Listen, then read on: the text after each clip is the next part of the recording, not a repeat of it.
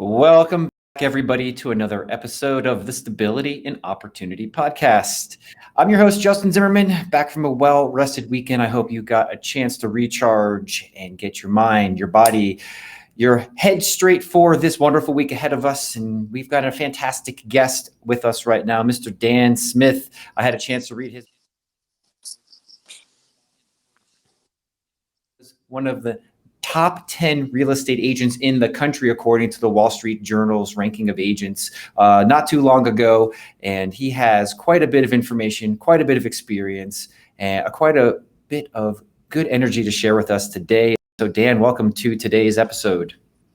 Hey, thanks for having me on. Thanks for having me on. We had some technical difficulties, but we got it all worked out now. You know, backup and redundancy and extra cameras. You never know what's going to happen today, the internet and all that. So glad to have you on the show today. For everybody who would like to know more about you, why don't we jump into a little bit about your history? Why don't you give us a history lesson on who is Dan Smith and why should people pay attention to what you're about to share with them today? Well, I don't know if they should pay attention to me, but who is Dan Smith? So I was a real estate agent. I actually was very fortunate, sold my company back in 2006, closed it in 2007, 9 days before the subprime meltdown. And so I sold my company to Keller Williams. And so I had a 5-year non-compete. Before I sold my company, I was ranked by the Wall Street Journal as the number 6 agent in the country. I'm sorry, the number 9 agent in the country in 2006. With 321 closed transactions as a solo agent. Took a couple years off, obviously, non-compete clause. And when that was over, I did not want to go back to selling again. So I began speaking. I wrote a couple of books, and I began training. And then I married a broker. And so now I am a principal in a brokerage with about 200 agents, does about just under $1 billion in sales a year. 850 to 900 million. So I'm still involved in the industry, speaking, coaching, training, still owning, still understand what's going on, but I'm not down and dirty in the trenches selling anymore like everybody else like I used to be. That's the old life. How's that? That's great, Dan. I think you got some reactions from the audience, which is great because this is a participatory show. So people are here to spend some time with us. It's just not you and me talking. So every now and again, interesting. I'm not used to seeing that because I've done so many Zooms and different platforms, right? I'm like, I can't see chats. I can't see what's going on. So, okay. So you guys can see it. I just don't have that screen, probably because of the technical difficulties on my device, right? No, just because I have another window open where the chats are happening. And so, okay, awesome. I'll just kind of, hello everybody. Hey. So yeah, Robert Clark's back. Welcome back, Robert. Welcome back, Amanda. Michael Lung, thank you so much for showing up. Carol, hey, good to see you from Connecticut. So they're going to chat with us as we go through today's episode. We're going to find time for their questions because they really help shape really what's most important. It's not what we have to say, it's what they need help and answers with. And so with 320 transactions, even if that was back in 2006, the principles I don't think have changed since then. The tactics and approaches, maybe a little bit, but we're here to really talk about adapting what works today, regardless of tactics. And so if you could give us a little bit of a history right now with the agents and people that you're working with, what are some of the common challenges that you're seeing and addressing and helping solve for your sphere of real estate agents? Well, and when I say today, I'm actually going to talk about today, not 2020, right? Because I think 2020 as being today in January and a little bit of February is completely different than today, which is also completely different than it will be in August or September and October. Do you agree? Is that okay if I talk about the right now? Or do you want to talk in a broader picture? Do you want both? Like, what do you mean by now? Why don't you give us both? Because I think you're onto something. I said something and it's triggering something in your mind. So why don't you give us both of those? Okay. So because the right now is very different until the lockdown, the stay-at-home orders are lifted everywhere, until life gets back to some sort of a new normal. It won't be the old normal, but it'll be close. It'll just be a little bit tweaked. Until that happens, we're dealing in a totally different paradigm. And what agents are struggling with right now is how to spend their time, how to work from home, how to communicate with their clients, how to be present in front of their clients when they can't do so many of the things that in their normal lives, their real estate professional lives, they used to do, be it lunches or coffees, or open houses, or meet and greets, or holding event, door knocking, or whatever it was, right? So a lot of agents are not pivoting and adapting real well to, and are very challenged with, we must use the technology tools available to us because those are primarily our only sources of outreach right now. The technologies are going to be phone and digital, right? There's the belly to belly is gone. It's been gone for a little bit. It's going to be gone for a little bit. So the challenge is, how do you stay productive and put in a work day only using those two mediums? Does that make sense? Now, let's say we're in September. The new normal has come.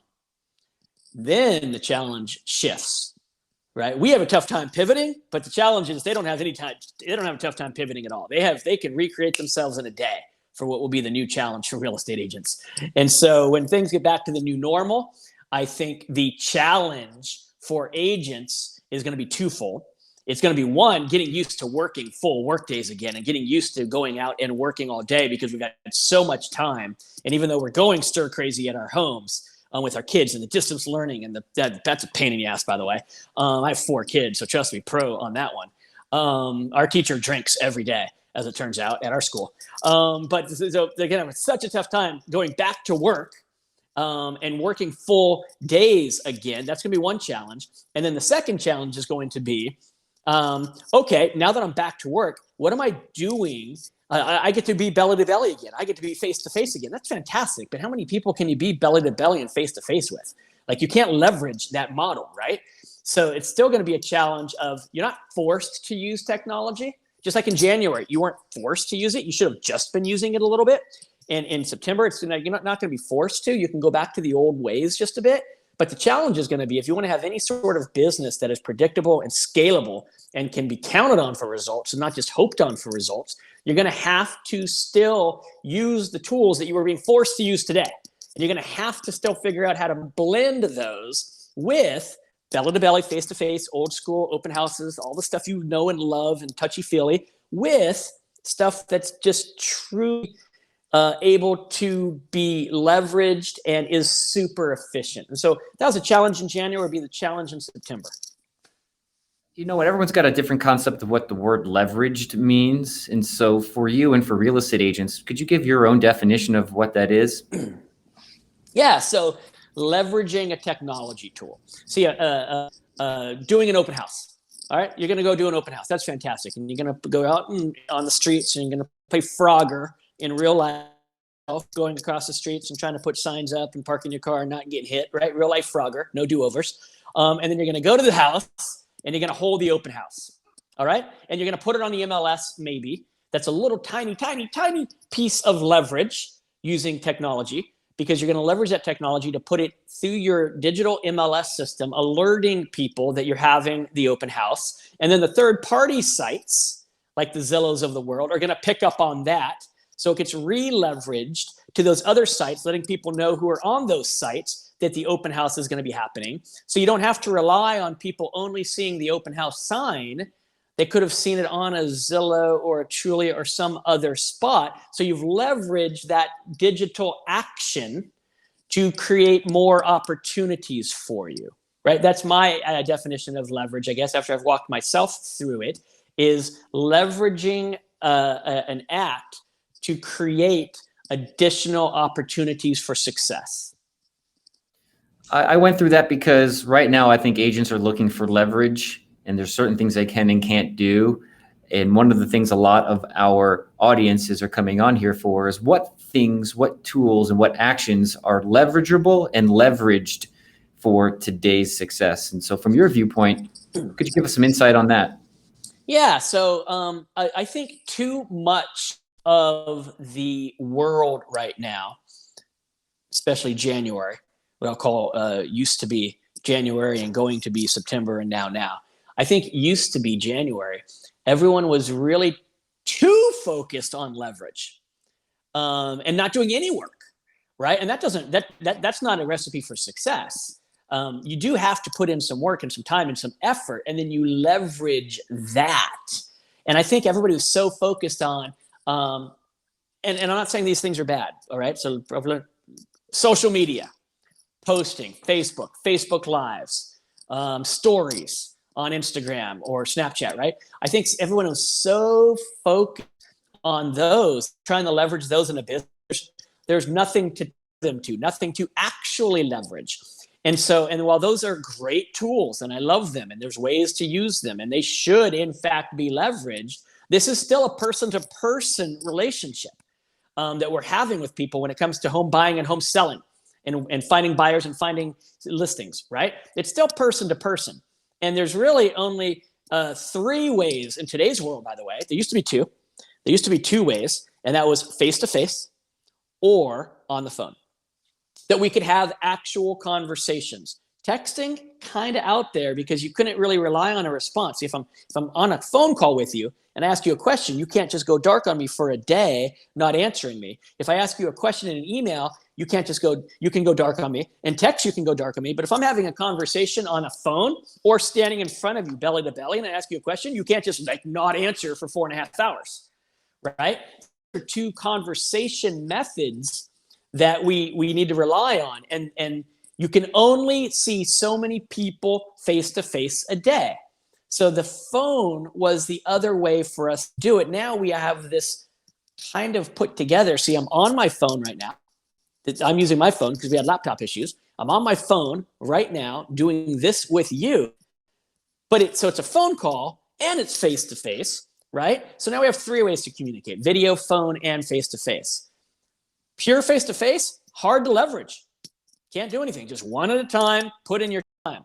Phone calls, much faster. Dial the number, have the conversation, right? And now video components that we have with dialing to be able to do both, those are tools that we didn't use enough in old world January. We were so busy doing pure digital that we were forgetting, and our comfort zone it wasn't our comfort zone, but we're like, I'm good face to face, so I'm going to be face to face. I'm good belly to belly, and then I'm going to do a bunch of social stuff. But the problem is it's still super inefficient. You can only talk to so many people face to face. Phone calls allow us to have rapport, have actual conversation back and forth, instantaneous, not with 4 to 24-hour lags if somebody gets busy and doesn't respond. And then we can use the leveraging power of social media to reinforce conversations that we had. So I think we kind of got into this comfort zone of I'm just going to be all digital. But it's still a back and forth relationship business, and there's no better way to accomplish that than the phones, especially right now. So when I hear agents say, well, I don't know what to do, Dan. What am I going to do for 8 hours? I can't do the things I would normally do in real estate. I'm thinking, man, you have 8 hours to be on the phone, that means, which is probably a more productive way to spend your time than you were spending it back in January. You're just being forced to communicate in a better way now with all the people you should be communicating with. Does that make sense? It's actually sparked some more questions from the audience right now. And Robert, thanks again for asking. He wants to know, how do you see yourself or others getting back in business of clients and selling homes? Like, what does that look like? So I'm not selling anymore. So I'm going to answer this for my agents, right, who work in the brokerage model, because I don't sell day to day. So how do I envision them getting back into business when the new norm comes? Is that the question? Okay. I've been telling everybody, one, get out of your sweats and go back to work. Even if you're working at your kitchen table, get back to work and get dressed in the morning and get back to work. So I think that's going to be something that we all need to do now. If you stay lazy, waking up late, maybe lazy isn't the right word, but like the lazy song, like Bruno Mars, just chill. Maybe the lazy is not a bad chill. If you say chill until it's time to go back to work, when it's time to go back to work, you're not going to have any stamina. So one, I think everybody needs to be getting up in the morning when they used to get up. They need to get dressed for work, even if it means instead of driving to the office, just walking to their kitchen table. And they need to be dressed for success and have the mindset that they're working. Because when it's time to go back to work, man, we're going to be doing like 12 to 14-hour days, I think. Right now, we have the ability to have some time to spend with our family and our loved ones. You might not be grinding for 8 to 10 hours. There's probably not that many phone calls to be made on a daily basis, 5 to 6 days a week. So we could get away with 4 to 5 really solid work hours during the crisis and spend some time doing some stuff we've never had an opportunity to do. I'm playing the ukulele every day. I've always wanted to play the ukulele. 48 years later, until this went down, I'd never played it. And I got like 6 songs I've been able to practice now. I'm still working 4 or 5 hours a day, but I have some time for myself. I have some time to spend with my kids that I didn't used to have, to be able to do walks and play cornhole in the backyard and some fun stuff. But man, when it goes back to being time to go to work for everybody, there's going to be such pent up demand, and we're going to skyrocket out of this thing. I think people who are not preparing are not going to have the stamina to be able to hold that kind of a schedule. So one, start prepping for that. You don't run a marathon by just be like, okay, it's time to run a marathon. We're able to go back and go. You got to be prepared for it. So I think people need to be preparing for the coming good again here. And then when you go back to work, you need to have a set schedule, because the same thing. If you don't have a set schedule and you're like, okay, I'm here today, what am I going to do? And by 12 o'clock, you're like, I feel like I've done a whole lot of stuff, a lot more than I ever did when I was at home all those days. I think I'm going to call it a day. And you're going to be really unproductive because, one, you're trying to figure out what to do. And two, you don't work as long or as hard as you should because it just feels like you've done a lot of work. And so you're just ready to call it a day. So set your schedule before you go in and follow that schedule for the day. So get your stamina built up, follow that schedule for the day. Now, what is that schedule going to look like? That schedule is going to look like a lot of outreach. It's going to be reconnecting with a lot of people. It's going to be letting people know what's happening, that you're here for them, and to reestablish yourselves. Open houses should be packed. Any you get to do open houses, you should be doing them. But there is no such thing as over communicating right now or in September. You can't over communicate with a client, I don't think, as long as you're bringing something of value that you're communicating. And so right now, and what then is probably going to be different messaging, but you can't over communicate. Door one at a time, highly effective, just not real efficient. You got to do some of that. Don't leave that alone, but maybe don't do 8 hours of that a day. Using some video calls, super effective. But you can't do it 8 hours a day. Maybe do an hour or two of it. Hit the phones for an hour or two. It's going to spend our days to get back in business. It's not just going to be all of our eggs in one basket. We're going to do a little bit of 3 to 4 different activities, I think, in order to generating some business. Does that answer Robert's question? He's going to have to type, and you're going to have to tell me what he said. But yeah, Robert, why don't you let us know? But I think what you really highlighted was you can't just the answer is get back to business now. Don't wait for then. Yeah, and then be ready to pivot. Today is phone, video. 5 hours a day. Okay. When we get back to work, put the same 5 hours in the phone and video. Give me another 3 or 4 or 5 hours in things that aren't phone and video, that are still face-to-face, belly-to-belly, outdoor knocking out, doing other activities. So you don't just like, oh, now I'm allowed to go back to work, so I'm going to stop doing the phone and the video. No, you stay on the phone, stay on the video, just like you were. Does that make sense? And then you add other activities to it once we're allowed to go back to work. Makes sense. Let's talk about your agents and the conversations you're hearing them have and some of the ones that they're bringing to you, and you're helping them troubleshoot and problem solve. Okay. Yeah.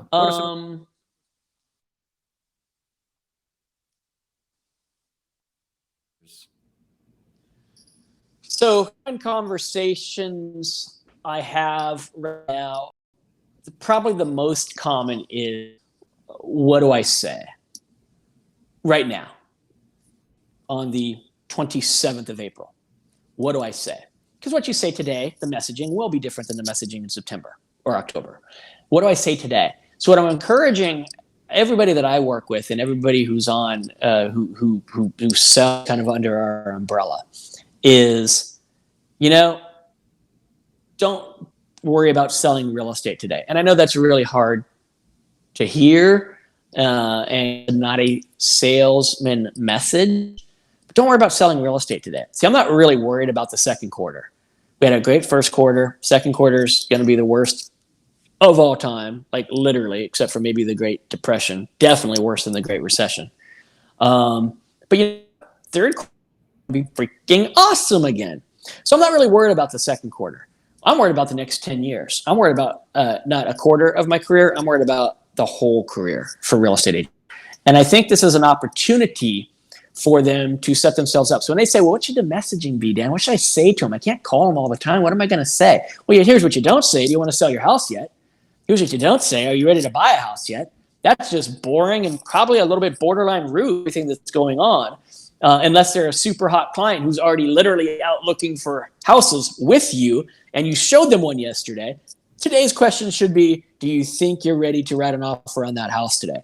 But other than that person, it probably should not have been the topic, right? Your conversation point should be what's going on in the community, good things that are happening, good stats that are happening, sharing some stuff that's community oriented, that's neighborhood oriented, that you're being helpful. You're the helpful Honda real estate agent, right? You're just out there to help. So it shouldn't be like super duper salesy right now, I don't believe. There's a time to sell. That's called the rest of your career. This is the time to have empathy and to show that you're someone who cares and is there to support your community. Does that make sense? And so from a messaging standpoint, and that's what I get all the time is, well, what should I be talking about? You shouldn't be talking about selling. You should be talking about the frontliners are doing. You should be talking about what interest rates are doing, potentially, if people want to know about the economy. You should be talking about what schools are doing and how they're fighting distance learning and what they're going to do with the kids who are supposed to be graduating from high school and what the colleges are doing come fall. You should be talking about like travel and how it's affecting. You should be talking about helping your local restaurants and helping out people in the community. Like, if you come from a place of giving right now, that will set you apart from like almost all the other real estate agents who are still out there scrambling, trying to make a buck, just trying to find a deal. I get it, deals, but there's greater good here, and it will pay off for the rest of your career rather than just May.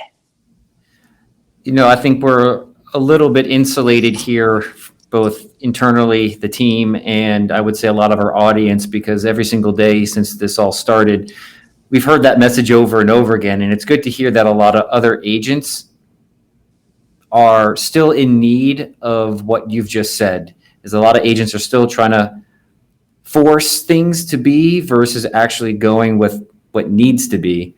And yeah, at least once a day, I get that one. Like, what do I say? And you say something, here's the deal.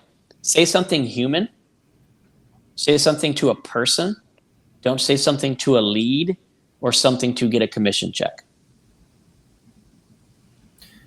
So I think this actually takes us back to some questions that have been coming in. Robert's hot on the keyboard today with us. Thanks, Robert, for all the engagement. And I actually had this question. Actually, I had this question too. Is when you mentioned 320 transactions, I know consistency and routine were probably at the heart of you being able to handle such a massive amount of work. And so without some sort of structure to support your momentum, how could you have accomplished that? That's my dialogue. And so I'm going to jump into Robert's question, which is, sounds like you must have had a dynamite routine or schedule to do 320 transactions. What does that look like? What does that highest level of performing schedule look like? And so agents can kind of get a vision of what things can look like when things heat back up again, and gives them hope and energy towards building that energy, building that momentum, building that muscle of routine now. So I'm going to tell you, you said schedule, a dynamic schedule, I think is what you'd said. Maybe not dynamic, but you used some word similar to that. Dynamite. There you go. I got the D. Couldn't remember. I had a pretty dynamite schedule. I'll tell you two things. I believe one, I had a dynamite schedule, and I had an incredible skill level. And not to brag about like a skill level, but I'll talk about those two things here in just a second. So schedule's one, skill level is the second one. First, I would never encourage anybody to be a solo agent in selling 321 closed sites. I just would never encourage that again in my life. There's a reason I don't sell real estate, because it kind of burned me out. So be clear on that. I did have a team behind me, so it wasn't just, when I say solo agent, I was the only one writing contracts. That's not to say I didn't have a support staff with a listing coordinator and an escrow coordinator and somebody who screened my phones and a full-time runner. Like, I had a support staff behind me, so just understand that. Skill level, I'll start there. I was actually, you probably don't know this, but way back when, I'm going to say 99, 2000, 2001, right when REDX was, maybe even 2002, but right when REDX was launching. I was one of the people that they had come to, two owners. They were both like 22-year-olds out of college from Utah. I don't remember their names, but I remember this. And I was like the expired agent back in the day, right? And that's what a lot of my routine was. And so they'd come to me and said, "Hey, we want you to try this out." I think back then, I don't know what I was using back then, but this was like one of the very first expired systems that were out there, rather than doing it manually. Like Brent Warnock had a thing called Warnocks for sale by owners that I used, and that eventually became Land Voice. And then they were the very first tech company for like expired. So I was a super skilled expired caller that then I got this tech to even help me do more. Okay. And it grew, by the way. Like, I think in 2000, I did 53 transactions. In 2001, I did 73. In 2002, I did 101. I kind of lose it after that. By 2006, I was doing 321. So it grew exponentially, right? And a lot of it was having these new systems available. Because in 2000, the first year, the numbers that I can remember, I did like 22 expireds. And by 2006, I think I did about 125 expireds. Wow. And the difference was I would have find the information. So skill level was big to me. So my routine, which I'll give you in just a second, was incorporated each and every day 2 separate 30-minute practice sessions. 30 minutes with a live person and 30 minutes own. So like the NFL, you watch film. I would record myself on my own. One day, watch it the next day and break down the film. Third day, I would record it. Fourth day, I would break it down. So my 30 minutes on my own was practicing different things, recording it, and then the next day breaking down film. I did that vice versa, on and off every single day.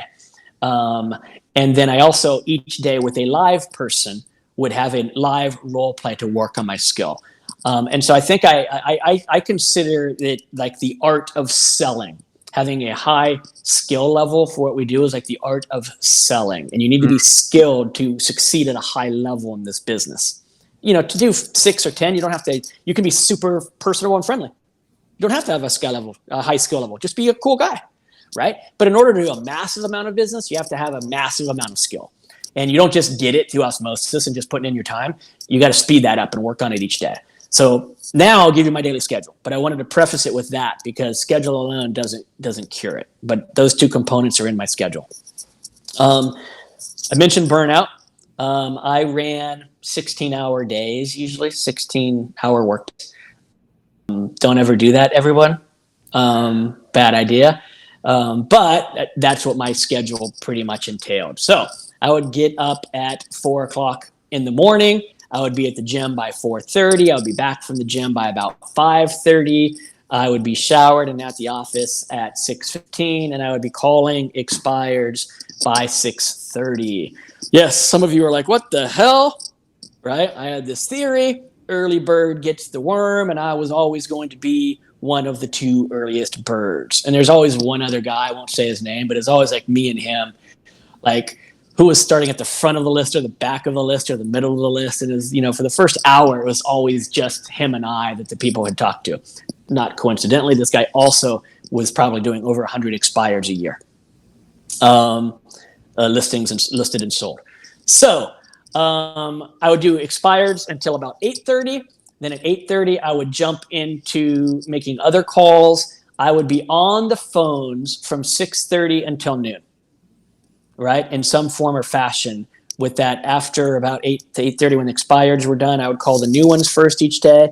And then for the rest of that window, I would call them in order going backwards, a day ago, 2 days ago, 3 days ago, as far as I could get. 1 day a week, I would flip the script. After I did that days, Then I would start at the bottom of the pile and work my way forward, because sometimes the pile gets so big you never get to the guys at the end anymore. So one day a week I'd start at the bottom and I work my way back to the front. And as luck would have it, I would never get to the front on those days either. But that way I was hitting both sides of the pile, right? And I was calling everybody and their brother, FISBOs, past clients, circle of influence, leads that I'd already talked to, appointments that I'd been on but I hadn't signed. I called all of those people up until about noon. So that's a fair amount of dialing time, right? 5 hours, 5.5 hours on the phone. I'm not a big eater, so I don't ever really take a lunch. Still to this day, I'm not a big eater, so I don't take a lunch, but I might slam down a protein shake or take a quick bite of something, but I never leave what I'm doing to go to lunch. I'll tell you that.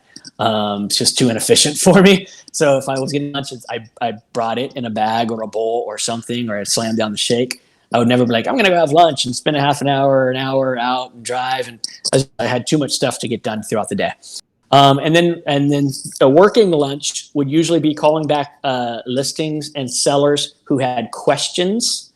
And that would usually be from like 12 until about 1 to 1:30, depending on, because they'd call me at, 8, 9, 10 in the morning being like, tell me about this. What's going on with this? I've got an appraiser with this. My loan guy needs this. Just all that crap, right? And most of the time, I had a support staff behind me that would handle that and deal with it. But you know how it is. Stuff slips through. They needed to talk to me for something.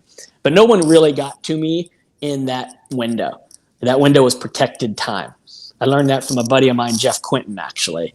And I started emulating something that he did, was if you come and get me, person who's on my team, and disrupt me, it has to be earth-shattering. Otherwise, you're probably not going to have a job at the end of the day. So they were very careful to ever bring me anything that was a distraction. Like they were really good at trying to keep it, or at least stall, and then being like at noon, giving me a stack of 27 calls to make. But no one was getting, to see what was on the other side of the curtain and to disrupt me. So now it's 1:30 in the afternoon, and then I start going on appointments.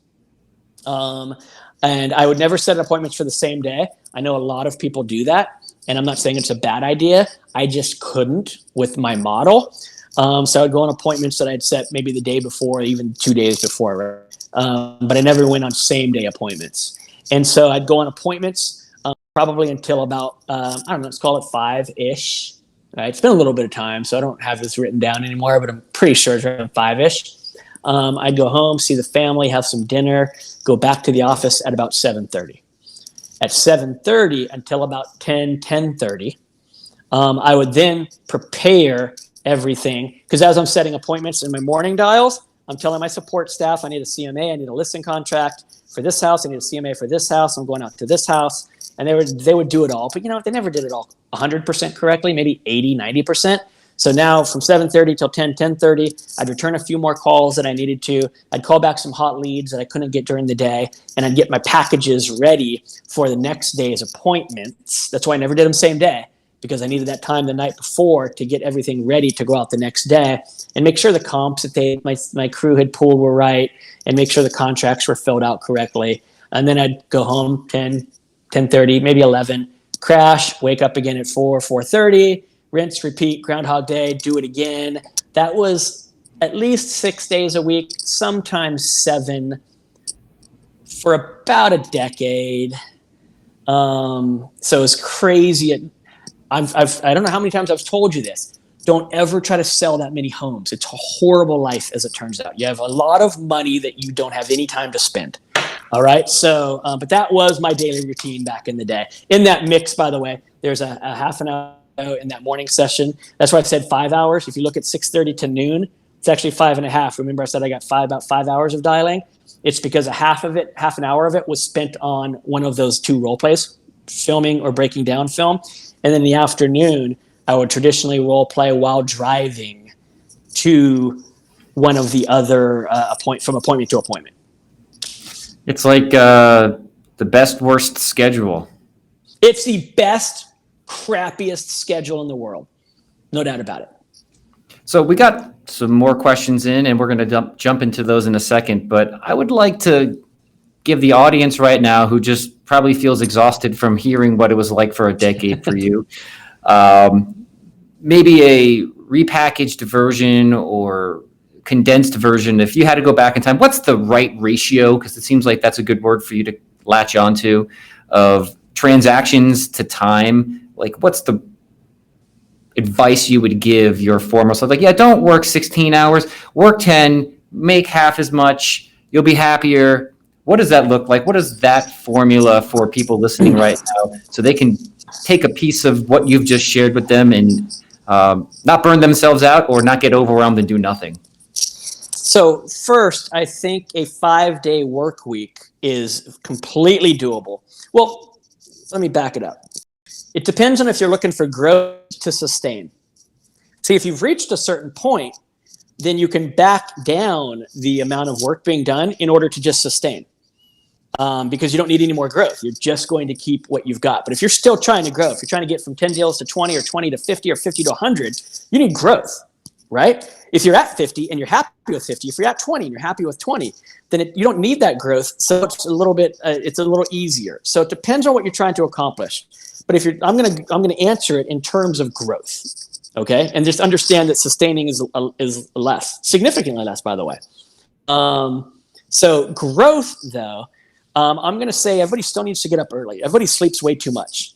You guys all love your sleep. You know who sleeps?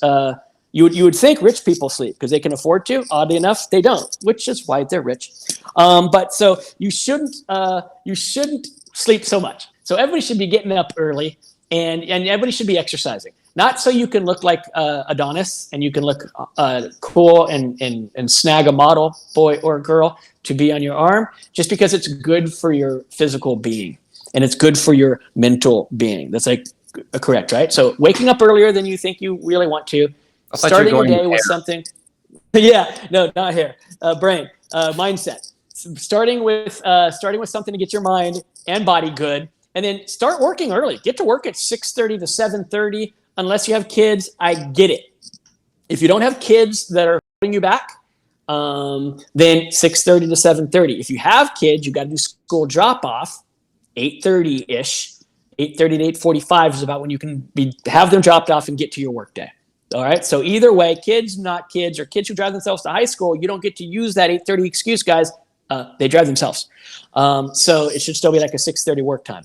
I think if you do that and you work until about 4 to 5 o'clock, and then be able to cut it. Now, with that being said, once or twice a week, you're going to have somebody who wants to meet at 6 or 6:30 or 7 to do a listing appointment. But you can offset that by once or twice a week. Instead of working till 4 or 5, work till 3 or 4 or 2 or 3, right? So you're still putting in that same amount of hours. And essentially you're doing about a 10-hour workday, 5 days a week, 50 hours. That is what you need at a minimum for growth. Try to get away with growth at 35 to 40 hours. It's just not going to happen. Unfortunately, that's the ugly truth. But sustaining, you can sustain at 25 to 28 hours. So that's cool. That's good news for everybody. But that's only when you're in sustain mode. But growth, like 50. It sounds like part of the growth model, and you said it before, is really two things. One of those things being skill. Skill comes in the growth, and so you can't get to sustainability without putting in the reps or hours. Is that a good observation? Yeah, completely. You can go to the gym all day long. Like when I can't go to the gym right now, obviously, like everybody else. But there's mornings when I'm at the gym that I just sit there and I'm sweating profusely, and I'm on my bike, doing cardio. I can't run because I hate running; it hurts my knees. I'm on my bike and I'm just watching people, and I will watch people for like 30 to 40 minutes who don't do anything except walk from machine to machine to talk to people. Right? It's like social hour for them, and good for them. They enjoy it. That's how they meet people, I guess. Whatever. But I'll tell you what, going to the gym doesn't make you physically fit. You got to do the work while you're there. So you got to, just being in real estate doesn't make you highly skilled. You got to do the work to improve your skills while you're there. Is that a good analogy? So you got to actually put in the work. You can't just show up and be like, oh, I'm getting smarter in real estate right now because I'm in the office playing solitaire. It's not how it works. So this is a good segue into skills. People are asking about scripts and follow-up and scripts. And so what do some really great scripts sound like for some of the transactions or lead types that you recommend? So I was back in the day, I was a Mike Fair agent, right? And this was when Matt and Tom, like the family, actually still all work together. I love those guys, by the way, and I love what Tom's doing now. So no hate there. Love those guys. But back in the day, they all worked at the same company, and that's when I was kind of a Mike Ferry guy. And so we had the when do you plan on moving karate chop and a lot of those things. And me and a couple of other friends who were working together at different parts of the country, masterminding, thought, you know what, it's great. And he's got to teach it to like everybody in the United States. So I get it. But man, that script just sucks. And so we needed to come up with something new. So we came up with, over the course of about 6 months, a group of us, really just two of us, Jeff Quinton and I, with what I call the 7 W's. And so we revised, and it became a appointment setting, lead generating, appointment setting, and pre-qualifying script, all in one with just seven questions, not pages and trying to get to them and crazy stuff, right? No karate chops, and here's why we thought it was such a bad script. If anybody knows the first question to a lot of the scripts, it's when do you plan on moving karate chop? And of course, we all know that the answer to that question is horribly lame. It's always never. Like there's another class that they give sellers to teach them to say never. So now we're asking the worst imaginable question every single time just because it's in a script book. Like I'm going to ask a question and someone's going to shoot me and say never. And then I got to start already getting past that and overcoming it. So we decided to change the script some, and we kind of made our own. So I'll give it to you super quick.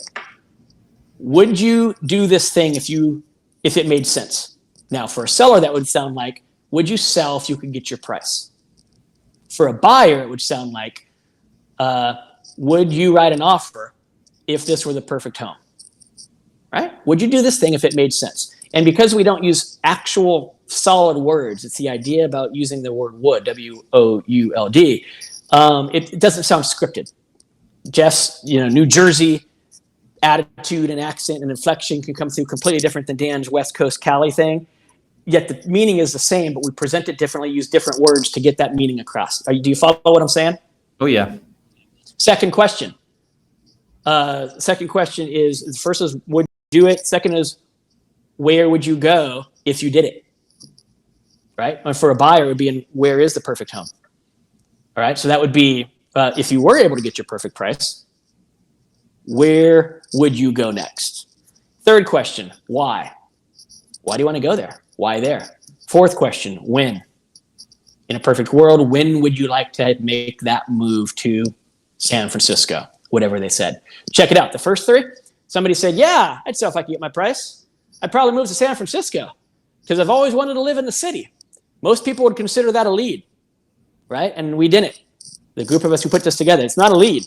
That's just something to finally get a little bit happy about, because it's not a lead time frame. The fourth thing, you have to have a time frame. Because if you open a phone book and point at a name, every single person you point at will someday do real estate somewhere for some good reason.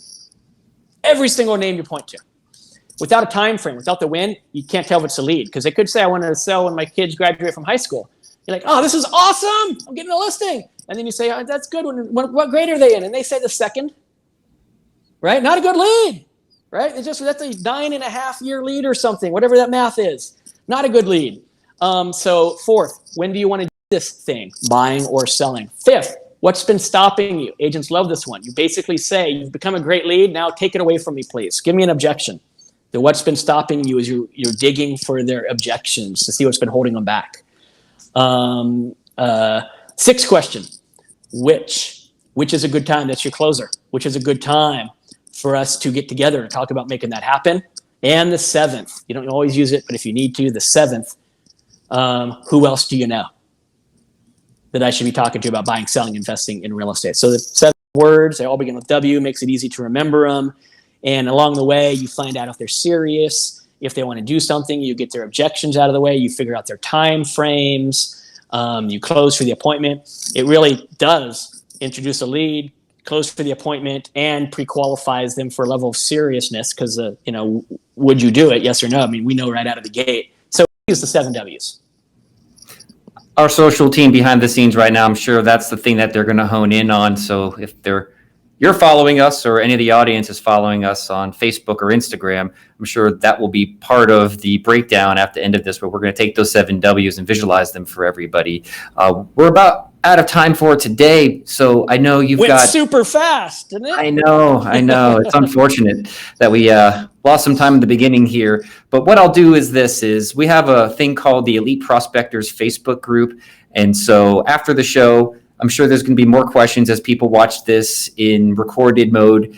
How about you come in there afterwards? We'll send you a link to invite if anybody has any questions. And if you're not already a part of that group, both you or any of the audience, click on over and, we'll take the conversation to the next level over there. That sounds good. And I'll shoot you guys. I actually have a PDF, so I'll make sure I shoot it over to you guys, just so if you're furiously trying to write or type what I said, I'll shoot the 7 W's to you guys at REDX too. Fantastic. And so we're going to do a quick little wrap up right now.